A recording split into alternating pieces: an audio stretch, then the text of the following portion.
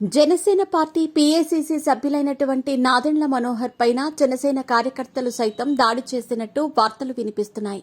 అందుకు సంబంధించిన వీడియోలు కూడా సోషల్ మీడియాలో తెగ వైరల్ అవుతున్నాయి. ముఖ్యంగా టీడీపీ జనసేన పొత్తులో భాగంగా శనివారం రోజున అభ్యర్థులను కూడా ప్రకటించారు. టీడీపీ 94 స్థానాల్లో బరిలోకి దిగగా జనసేనకు 24 స్థానాలకు సీట్లిచ్చారు. దీంతో ఒక్కసారిగా జనసేన కార్యకర్తల్లో ఆగ్రహం కట్టలు తెంచుకుంది. గత 10 ఏళ్లుగా పార్టీ కోసం పనిచేస్తున్నా కనీసం పోటీ చేయకుండానే చాలా మందిని వెలివేస్తున్నారంటూ ప్రశ్నిస్తున్నారు. అలాగే పవన్ కళ్యాణ్ జనసేన పార్టీ పీఏసీసీ సభ్యులు నాదెండ్ల మనోహర్ పైన ఆగ్రహాన్ని వ్యక్తం చేస్తున్నారు. రాష్ట్ర వ్యాప్తంగా పలు నియోజకవర్గాల్లో కూడా ఆందోళనలు అప్పుడే మొదలయ్యాయి. పార్టీ ఆఫీసుల్లో పవన్ కళ్యాణ్ ఫ్యాక్టరీలను కూడా తీస్తూ దిష్టిబొమ్మలను కూడా దహనం చేస్తున్నారు.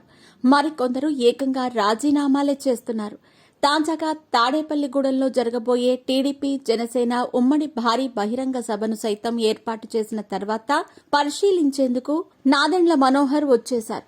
అయితే నాదెండ్ల మనోహర్ ను కలవటానికి జనసేన పార్టీ నుంచి ఇన్ఛార్జ్ రామచంద్రారావు కూడా వచ్చారు. అయితే అక్కడ ఉన్న జనసేన కార్యకర్తలు ఆయన్ను అడ్డుకునే ప్రయత్నం చేయాలనుకుంటున్నారు. మరికొందరు నాదెండ్ల మనోహర్ పైన దాడికి దిగినట్టు వార్తలు వినిపిస్తున్నాయి. టికెట్టును మోసం చేస్తారా అంటూ బొల్లిశెట్టి శ్రీను, కందుల దుర్గేష్ అడ్డుకొని అక్కడి నుంచి వారిని తీసుకెళ్లినట్టుగా ఈ వీడియోలో ప్రదర్శించారు. ఏది ఏమైనా టికెట్ల విషయంలో అసలు టీడీపీతో పొత్తు విషయంలో కూడా పవన్ కళ్యాణ్ మరొకసారి ఆలోచించాల్సిందన్నంతగా మారిపోయింది. పవన్ కళ్యాణ్ సింగిల్ గా పోటీ చేస్తే అన్ని నియోజకవర్గాలలో తమ పార్టీ నమ్ముకున్న వారిని నిలబెట్టవచ్చు. ఒకవేళ సింగిల్ గా పోటీ చేస్తే 40 నుంచి 50 సీట్లు గెలుస్తారంటూ అభిమానులు తెలుపుతున్నారు.